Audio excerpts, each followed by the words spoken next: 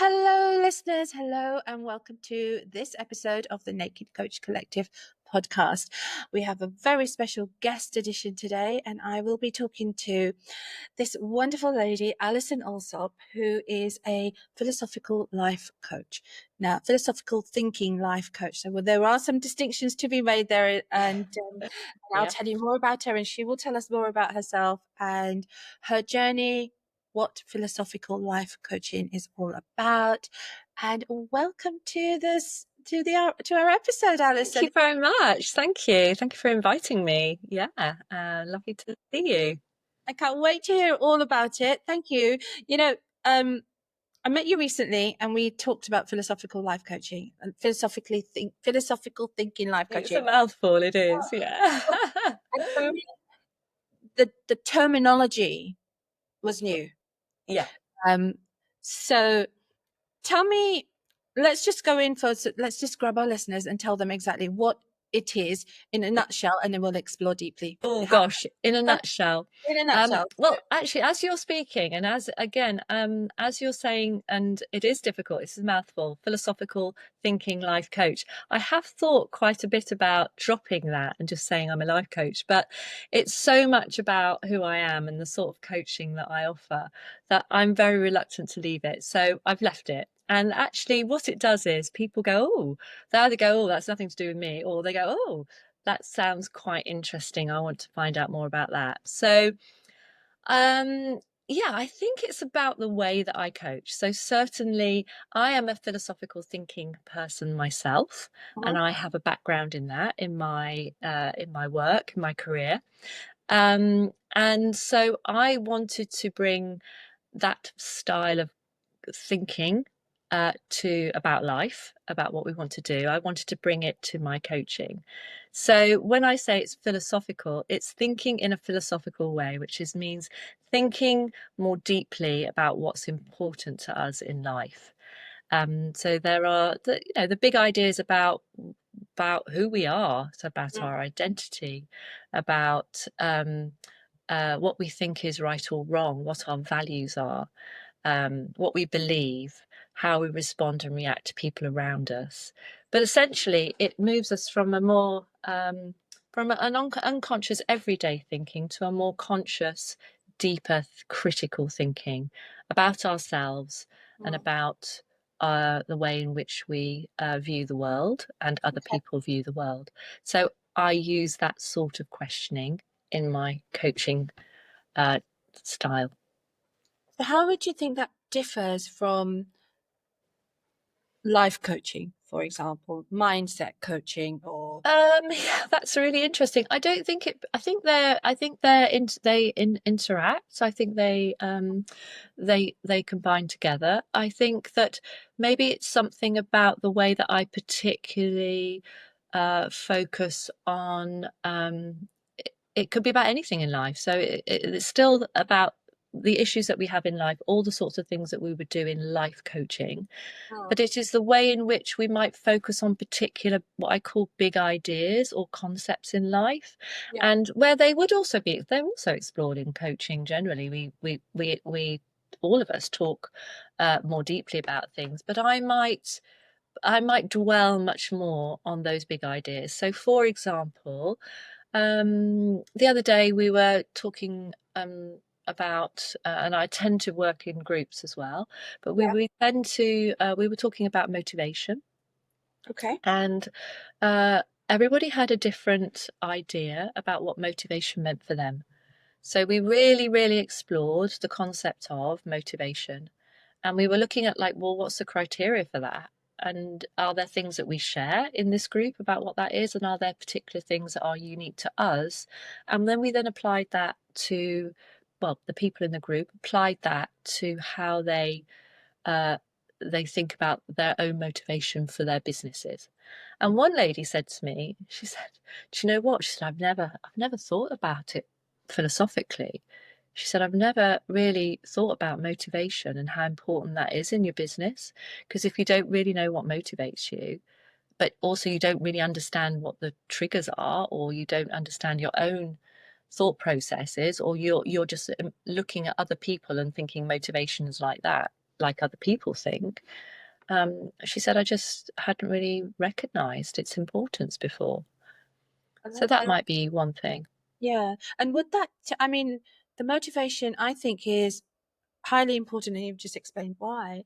But does that sort of stem from doing a little bit of work around the why as well? I mean, on this podcast, we've talked Definitely. a lot about the why, and I feel my philosophy of coaching, rather than philosophical coaching, is Yes, very why centered and very much towards, you know, digging and unearthing the reasons why we want something or why we do something. definitely. Definitely. So I think also linked to being, and I think that is in generally, yes, I think that is about a coach's role in uncovering our why. And Mm, that's very much, that is in itself very much linked to thinking philosophically about our purpose and mm, our direction in life. And I do, yeah, I very much believe that we do have to start with the why. Um, why we're doing something. And I think that is driven by our values, what we mm, value in life. yeah. And I think, again, we're looking at a philosophical perspective on what our values are. So not Mm, just what are our values, but where do they come from? love And that. what does that mean? What is a value? Because it feels very abstract. So again, and I think that this is not always something that you can unlock yourself entirely, which is why I particularly like to focus on group coaching. And I think that the collaboration between the people in a group, the way that they talk about something is very supportive, very collaborative, and that they can help and rely on each other to come to some shared understanding for themselves about what, for example, collaboration means or what success means, um, and um, and therefore helps them.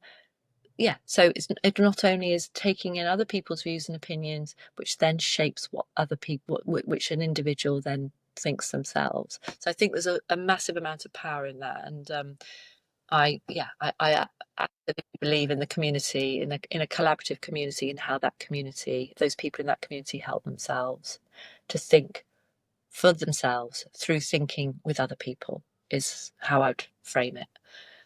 Mm. You know, I totally can see what you're saying, because I have experienced one of your sessions, um, you know, um, one of your group sessions where we talked about collaboration, and where you say you get other people's views and their input on what that word means is, it was really eye-opening, actually, because I thought, well, collaboration is just working together, sharing your ideas. Yeah, Okay, so I mean, and we could do this on any concept, right? So, we could. um, Absolutely, we could. but there were people who had other ideas. There were Yeah. people who, there were monetary issues with collaboration as well. But there were things that I'd never even thought about, and I thought, okay, I actually didn't realize at the time that that's what we were doing with you. So fantastic! I love that. Yeah, Thank you it very is. much. And so it's quite subtle in the sense that I'm not, it is, we're not using, we're using an approach I'm using an approach or a style or a way of questioning Mm, or a way of asking people together to come to that understanding through exploring philosophical concepts in life. And those, again, relating to life coaching, that would be things like resilience, that mm, would be your identity, that would be values, that would be beliefs, that would be success and achievement. What does that mean to you? Because those are the sorts of things that we come across within with people that they're toying with, they're battling with, they're they're confused sometimes about what that means. do you ask people to look at and question potentially their assumptions, Yes, their absolutely. assumptions? The Absolutely. I tend to look for assumptions. So I guess my work is focused on particularly, I mean, again, it has its of course it has its links, and it is with what coaching is, but I guess I'm particularly focused on identity, would be right. one concept, particularly focused on values, and but exploring those in a very deep way. Beliefs would be another one. Beliefs on what we assume about ourselves or what we assume about other people, and that comes, yeah. Again, there's some philosophical things built in with that, about how do I know what I know? Why do I believe what I believe? And what is it that I believe? And where do those beliefs come from? Um, so I guess, and that linked to our why, that linked to our why we're here. What's our purpose? So I think, I can't really remember where I was going on that, but yeah, I think those are the things that drive the way in which I coach people or work on, and certainly are fundamental to the workshops and the courses that I run. Yeah. And I'm a facilitator, so I become a facilitator. So I'm a coach facilitator. And that is really my area of great interest. That's an area where I've got a lot of experience from my previous work in education with philosophical thinking. Yeah, but I guess, sometimes it puts people off because we're taking a lens to our life. I mean, a big lens. I, And we are coaching, but it really does get to the core. okay, we had a bit of a technical hitch there. Doesn't matter what happens. So welcome back, Alison. telling us, you were telling us about how, I think going into potentially what you would do with a client if they came to you with a specific problem, that is something I'd quite like to explore with you. But maybe with that natural break, maybe I could just ask you, tell us a little bit about your history, your journey, your background. Oh, thank you. Yeah, I mean, yeah, I haven't, yes. Well, my background is in education, in primary education, in locally here in Gosport. I've worked in schools, and about, yeah, I guess, yeah, halfway through that career, I fell upon a school inset that was offering philosophical thinking in education, something called Philosophy for Children. Mm-hmm. And it was at a time when I was feeling quite disillusioned, and wondering what sort of teacher I wanted to be, and being quite, yeah, quite thinking that I was just sort of teaching maybe to exam with tests and results, even with 7-year-olds. Um, and I just went to this inset, and we had a discussion, and they talked about the importance of getting children to think for themselves and to help to develop thinking skills. I just was completely hooked. I mean, it was through that experience. So it was a course which was very practical, Yeah. and the facilitator engaged us in philosophical inquiry. And I just completely loved it from the word go. And I thought, right, that's what I'm going to do. I didn't really know much about it, but I Mm. practiced a lot in the classroom, and eventually I became a trainer, Yeah. for a national charity called Sapere, who are now undergoing a new name called thoughtful.org.uk, and they're the national charity that advocate for philosophical thinking in education and in communities. Okay. And I was later, I worked for the charity. I was later the national training manager, and I worked in schools across the UK and overseas, advocating for and training teachers in philosophical inquiry so that they could do the same as I've been doing with the children in the classroom. So, yeah, I feel really, really fortunate to have been in that community and worked with, yeah, educators and people with academic philosophy backgrounds as well.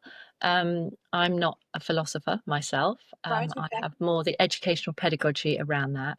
Yeah. And I guess, yeah, I guess where coaching has come from, and mentoring, is that I've always really, as a teacher, you coach and you mentor, and as a parent, I've got grown up daughters now, but just looking back, I've always taken a more coaching sort of questioning style with them, with their friends. And I, when I stepped down from the charity after the pandemic, Right. um, I decided that I would seek a coaching qualification. So I trained with the Coaching Academy, and to become an accredited coach, and did some neurolinguistic programming as well. I'm a practitioner. And I mean, it wasn't anything brand new to me, but it was very insightful and helped me because I had to be coached a lot and we had to do a lot of obviously peer to peer. So it helped me a lot to think about what that was. And it's taken me a couple of years also because I thought I can't leave the philosophical thinking behind. So how am I going to use that? And that's so really it's about it's yeah it's in progress how I've developed that, and I think it's really through the courses that I run rather than the actual one-to-one coaching. Right. It's really so maintaining that philosophical thinking community in order to be able to in order to coach people to help them think about their next steps and what they want to be and do and have in life. Yeah. So that's where I am with it. Okay. Yeah. That leads very nicely on to talking about philosophical friends. Yes. Yeah. Well, so and alongside all this, so and again, it's again very intertwined, very interconnected. Um, I I didn't want so I've always worked in classrooms with children and teachers because it is through the experience of talking and thinking together that obviously I learned my practice, and I would advocate that for everyone. Mm-hmm. Even in coaching, I think it's about the experience of being coached and coaching others that we get better, of course, I agree. and learn more. Um, so, what was? Oh, just remind me of your question again. Philosophical Oh yeah, friends. friends, my philosophical friends. So I decided. So again, linked to really my thinking about how I was going to move away from philosophical thinking in education, Mm. and working with children and teachers. I was thinking, how can I bring that to the community? And so I set up a volunteer group here in Gosport about a couple of years ago. And I had an interested friend or two, and they came along, and we meet monthly, and we to really ask questions and share ideas and thoughts and opinions on life's big issues. So the one we did I think it was last week or the week before, we were talking about honesty. Mhm. So I present, it's a structured conversation. So it's not a chat, it's a structured conversation that takes a particular idea, theme, topic, and explores it more. And I usually come with a picture or an image. In fact, I do that quite a lot in my coaching. Actually, I often start with a what do you think about this? Pick a Mm. card that tells me something about this, about you.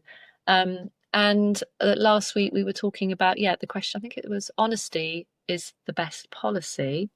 Is it? Mm. Is it? Uh, So, and it was, I had ladies, it was about 10 of us last week. And I think the ladies say, it just really helps us it helps us to have a deeper conversation more than it's not just surface. mm. It helps us to understand the views and opinions of others, Yeah. and it's non-judgmental. So it's not that we're right or wrong in any way, but we have to give reasons for why we think things. Um, and people might go, so what? So we had a conversation about honesty. So what? But the so what really is that those ladies and us, it happens to be ladies, not because I've chosen that, it just happens Mm. to be ladies that come along.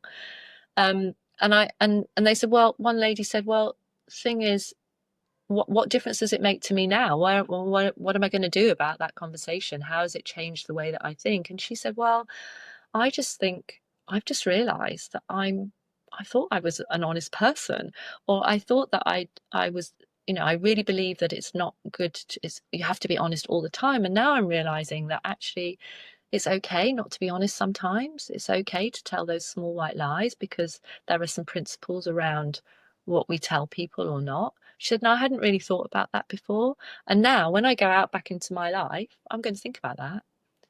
So I guess everybody goes away and somewhere along the line in another situation, they think about that conversation that we had that goes a bit deeper. Oh, And that happens a lot. That happens a lot. So yeah, and when I apply, so I want to apply that now to okay. So if we are able to get people to as coaches to think more deeply Mm. about particular things that are important to them. I had a lady, and she was very focused on friends and friendships and her relationships with friendship and friends, and wanting to please people. And we explored quite a lot about, okay, so what, tell me a bit about what a friend is to you. Tell me a bit about what's the criteria for a good friend for you, and at what point would that person not be your friend. And this really helped her to I hadn't, yeah, I hadn't really thought of that. It really helped her to think about her relationship with friends and to make some changes to the way that she was, because it was causing her problems. She was just being a people pleaser all the time to her friends and Did not this feeling very valued. did this come out in your group session? That So, came out, well, that came out in a one-to-one. So right. what I'm saying is that Yeah. in my group, yes, in as it happened, that came out in a one-to-one coaching session. But Mm. in I'm just saying that there is a place, I absolutely think, in coaching, in one-to-ones, in group coaching, in just having philosophical conversations that are not coaching. There is something very valuable, and that I believe very strongly, and that's from many years and many years of experience of working um, in in advocating for and working to help people to think more philosophically. There's value in that, to find our why. Let's go back to that. Find our purpose, find our direction, think about the sort of person we are in our life, who and how, consider how other people's behave and whether we agree or not agree with that.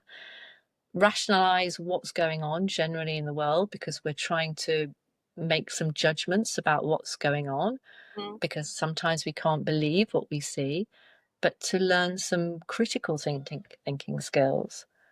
So I think this is all about, yeah, being aspiring to be a better person and leading a better life. And I think that's all tied up really, in our coaching work, but in our lives generally is my philosophy That's about life. kind of what I'm getting at. I'm getting Yeah, is that coming over okay? It feels complicated. yeah, Yeah, no, but it's you're getting an all-rounded bigger view of the world and your life than you are capable of doing yourself. Not because you're an incapable person, but because no, we have our assumptions, we have our histories, we have our beliefs. yes, It all brings us to this point of where we are right yeah, now. So yeah, our audience um, are aspiring coaches or um, people who are early in their coaching stages, coaching business stages, or also we also have listeners who are just interested in coaching, who are interested in well-being, who are interested in progressing their lives forward. And what I see is this amazing philosophical friends group that you've got and having these discussions. I mean, maybe do you have anywhere potentially? Do you have a website? Or could you put like a list of the topics you cover? People certainly. may want to people may want to go away and get their friends online even and have discussions, and you could be facilitating without even knowing. Is that something you've Absolutely. shown?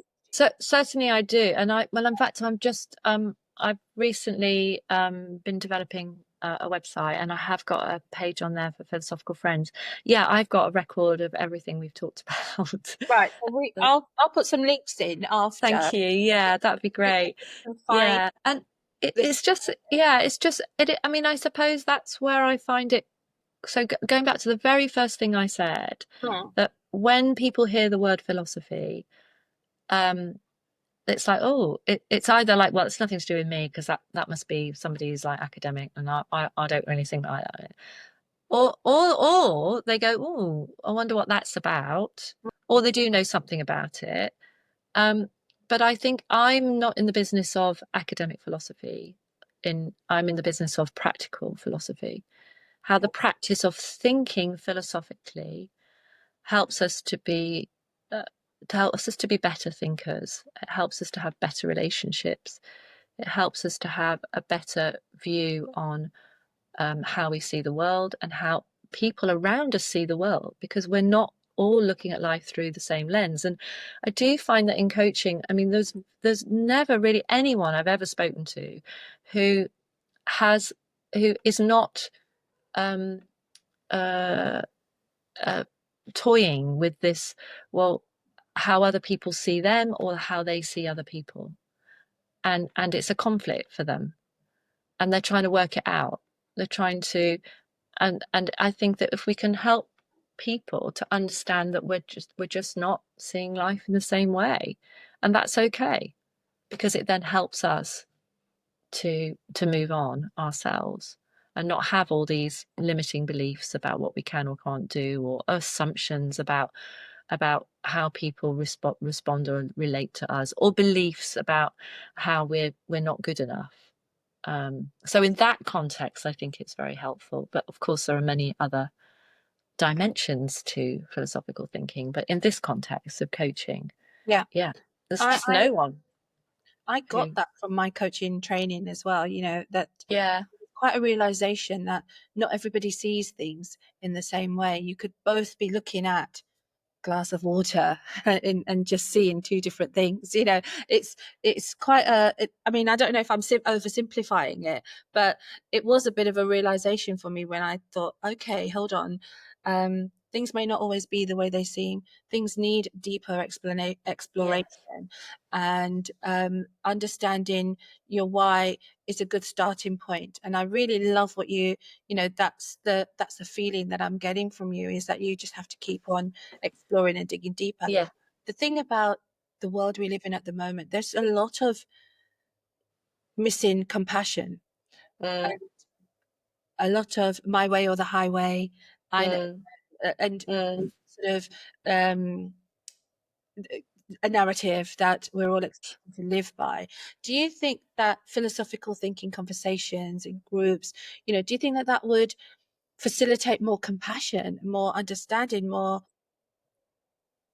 Yeah, you say think, well, I know it I know it Yeah. does. So I absolutely know from the experience of working with children, young people and communities, that what we're working on, is something called developing your caring thinking side. So Okay. becoming more compassionate, because the more we understand about each other, um, and the perspectives of each other, the more compassionate that we can become. And certainly in those communities where I've worked with children, one of the things we do work on is what we care about. What not what we care about in terms of caring about what we're talking about, but also caring about what other people are saying.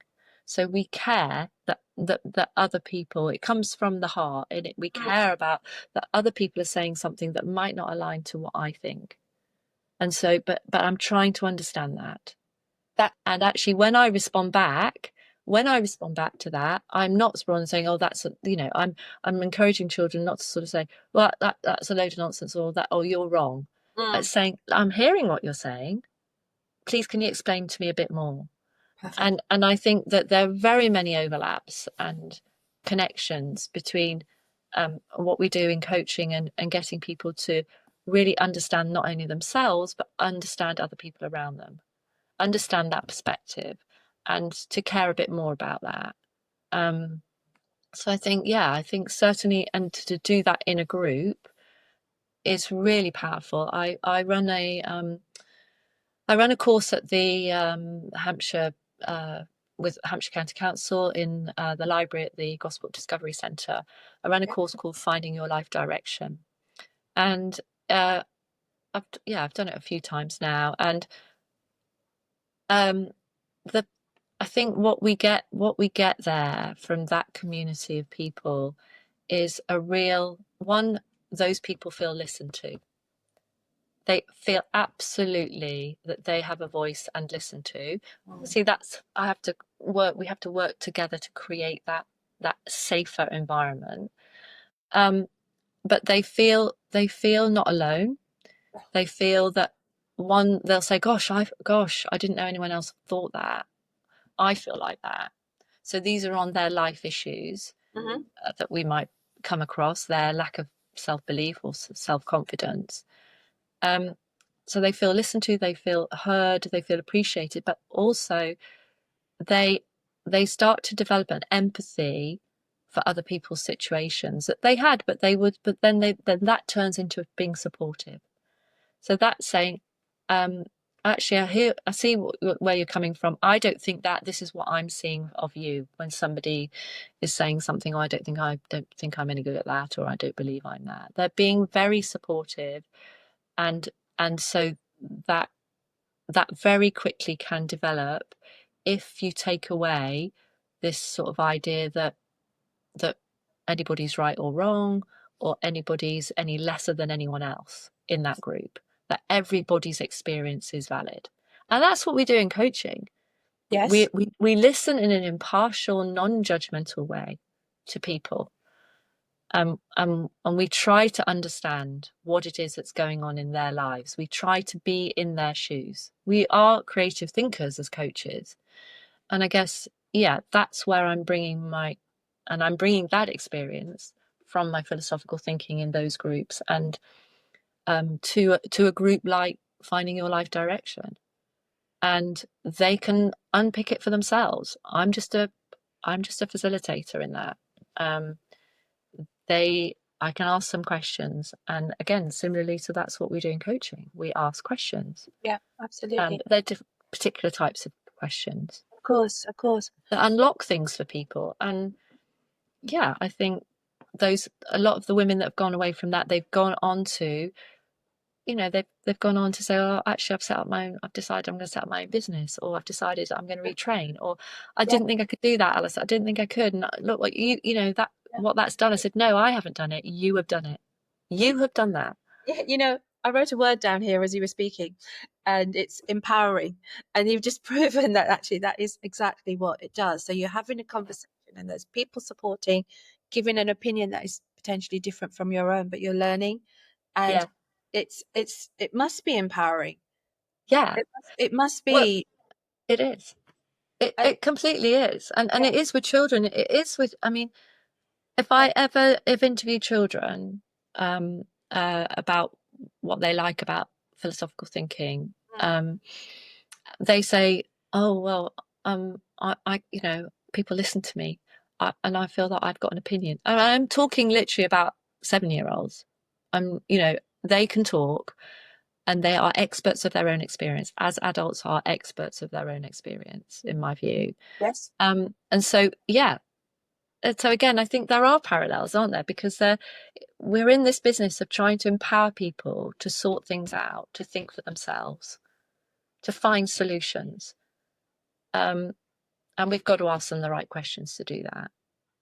And I really believe people can. Yeah, most people can. I mean, I'm obviously there's another end of a spectrum with counselling and how people need help, but generally every day people that just need some help, need an impartial friend, and I'm an impartial philosophical friend that so says, how about thinking about that? Or being an encourager. that's a good word, isn't it? An encourager. I like that. Yeah. We all need an encourager. We do. And if we're lucky, we've got one who lives in the home with us. So, If we're lucky. I think, yeah, it's interesting that, isn't it? Because of course we hope that people we live with around us and our family are encouragers.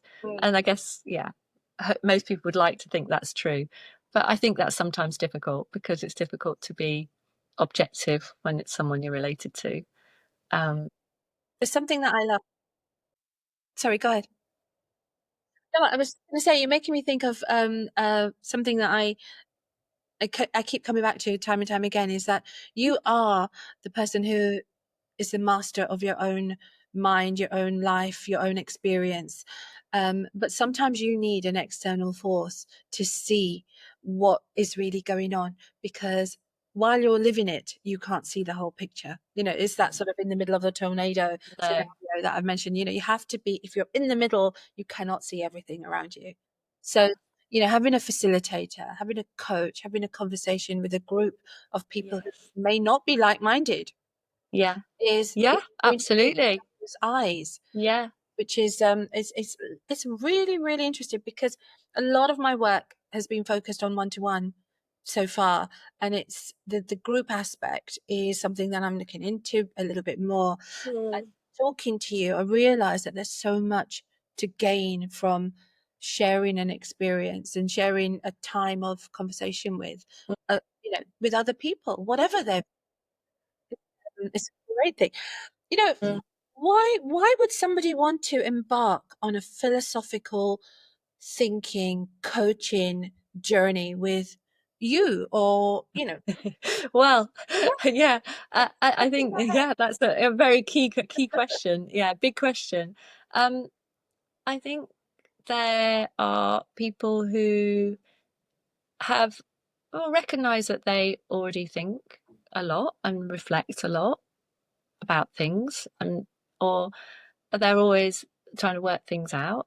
I mean, maybe they're overthinkers, but I think generally it would be people at a crossroads in life, because I do think that everyone is at a crossroads at some point in their life, at whatever age that is, at whatever time, where you're going, not really quite sure where to go now, and I'm Yeah. not quite sure why or I'm not sure why I'm still doing what I'm doing, and I need a bit of help. So it would be that sort of person, um, who want to explore uh, in a more philosophical way about what matters to them.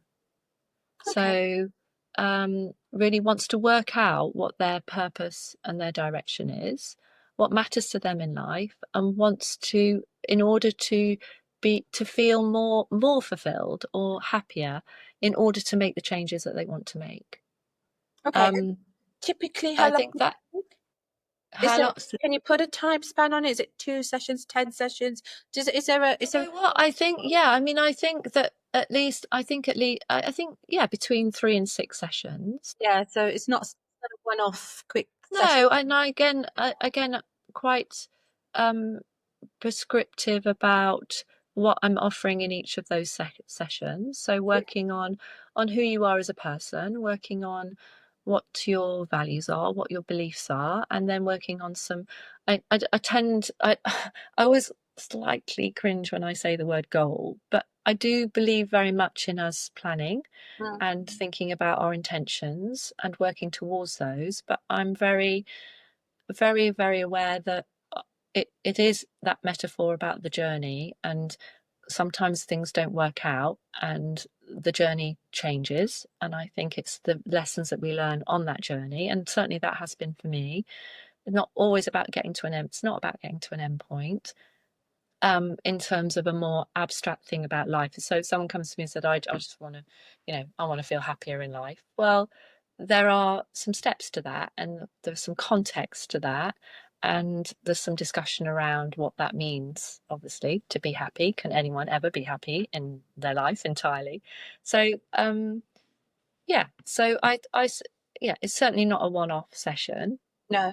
But if they, as I say, I do run my courses. I do a life and lifestyle workshop, which at the moment I'm running through. I do run at my own home venue, but I'm also running through LV Life Wellbeing Centre, Okay. um, as part of an August workshop. Yeah. But then following on from that, in the autumn through LV Life Wellbeing, I'm running I think it's 2 Saturdays, two mornings, spreads actually split actually, so it's not consecutive, in one in October, one in November, Okay. where I will explore all those things, about, and help you to think about where you're going to go next. What do you want to be? What do you want to do? What do you want to have in your life? Wow. And hopefully setting some small, realistic intentions or goals to get there, and helping you also to have a more positive mindset to do that. We didn't talk much about state of mind, but I do think about getting yourself in the right state of mind, or at least managing your state of mind when you feel not very motivated, because life's obstacles come in the way. So that would be something else that I would work on in that course. So yeah. So that state of mind where you've introduced, well, you've done some NLP training, and you can introduce some NLP practices potentially Yes. into your work. Yeah. Okay. Yeah. So that the state of mind, I think, is a really important connection with everything, isn't it? But if you're talking about deeper thinking, you're your state of mind has got to impact that, surely. Mm, yeah.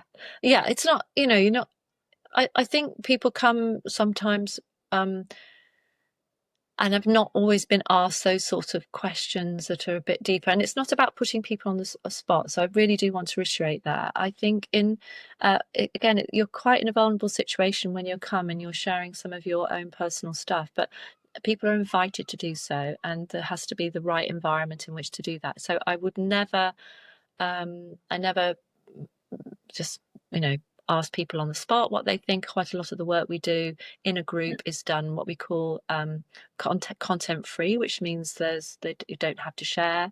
There's a lot of writing things down. But what generally happens, in my experience of this, is that people want to say something, and so you can choose what to say or not to say.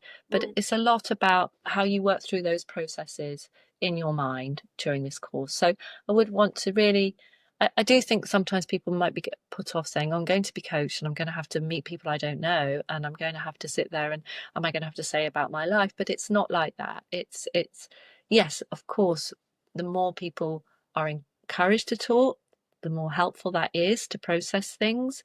But people can choose as much or as little as they like, and they certainly won't be put on the spot. And we have some boundaries, we have some rules about how people talk in those situations. So, which I put in place very quickly. Right. Yeah. Okay. And I suppose the people who are coming to this event with you, this training, are likely to be in agreement with those boundaries. Yeah, definitely, definitely. So I guess yeah, they are. And what you would get out of it is, by the end of it is, have you, ha- do you think, have you thought a little bit about the sort of person that you are, and what skills and strengths you have, what resources you have? Do you feel more positive about that yourself? Hopefully, Yeah. do you have a plan? Do you have an area of your life that you think, yeah, that's the area of life I need to work on first? Have some priorities. And do you have, at the end, you will have some small steps in order to move forward. Beautiful. And just some strategies to help you maintain, um, yeah, yeah. Again, it's about a positive way forward. It's not about always being happy, but to manage the situations and to have greater clarity and awareness of how you feel in certain situations, and saying, today's not a great day for me, I'm going to park that. Or that what I decided to do, I've changed my mind because I realise I don't feel that comfortable with it. So Really. I think it's very much awareness raising, and I hope at the end of my course, well, certainly the women that have, and again, mainly women, and that's another thing to talk about, not because it has to be mainly women, they would say, yeah, I feel that I feel more confident, I feel more positive, and I feel more prepared and motivated to do the next thing. Or I've recognized that I'm not in the right place. So it's just about that awareness is very Which is important. not failure, is it? It is it's a Absolutely not. feedback. You are, you know that you've tried something and Yeah, you want to try something else. yeah, Thank you absolutely. so much. Oh my God, I learned so much. I really enjoyed putting the connections with what you're saying into my own life. Yeah, I hope people listening have done the same thing, especially, if they're really just trying to learn as much as possible about coaching and techniques yeah, and different good. different philosophies Yeah.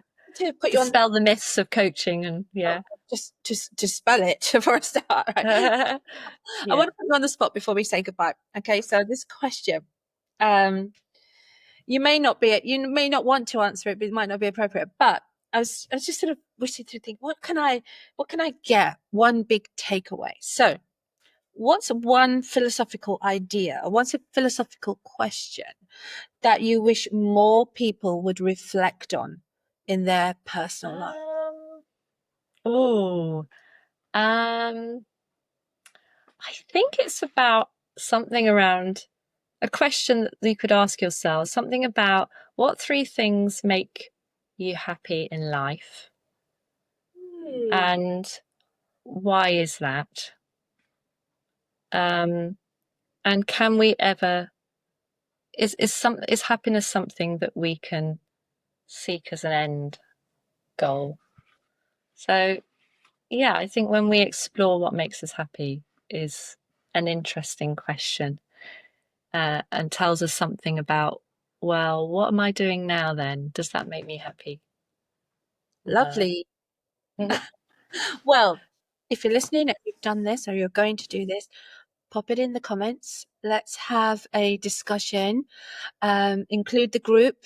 And before we go, Alison, is there anything else you'd like to add that you think we No, haven't quite covered? Because no, it's I really think good thank you stuff. very much. Thank you for giving me the opportunity to talk about my work and my thinking about coaching and philosophical thinking. I really appreciate that. Lovely to talk to you. Oh, it's been an absolute pleasure having you on. Thank you so much for sharing all your wonderful knowledge and your insights with us. And I'll be putting this out. Hopefully, I'll see you again very soon. I'm sure we're both local girls, aren't we? So this is how we met. So I'm sure we'll have lots to Yes, talk about as well. And indeed. thank you so much. Right, everyone, it's that time to say goodbye. We do have a sign off. I don't know if you've heard us, but we say until next time. Be there. All right. Thank you. Bye. Bye. Thank See you then. you. Bye. Take care. Bye bye now.